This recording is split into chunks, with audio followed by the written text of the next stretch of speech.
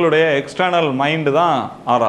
எல்லா நோய்க்கும் ஆறா தான் காரணம் அப்படின்னு சொன்னால் அவங்க மனசு தான் காரணம்னு அர்த்தம். அதை க்ளீன் பண்ணணும்னு அப்படின்னு சொன்னாங்கன்னா அது சடங்கு. உப்பு தண்ணியை வச்சு ஊற்றுனோம்னா மனசில் இருக்க அழுக்கெல்லாம் போயிருமா? நீங்கள் தான் செய்ய முடியும் அது.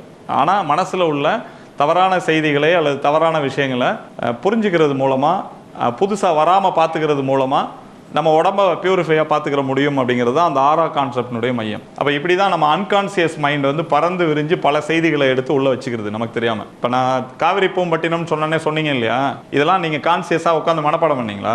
எங்கேயோ போகிற போக்கில் எத்தனை வருஷத்துக்கு முன்னாடி தான் அவங்க சின்ன வயசில் பாட்டியோட டூர் போகும்போதுன்னு சொல்கிறாங்க. அப்போ கேட்டதை இத்தனை வருஷம் கழிச்சு 40 வருஷத்துக்கு முன்னாடி உள்ள ஒரு சொல்ல எத்தனை செகண்டில் தேடி எடுத்து கொடுத்துச்சு?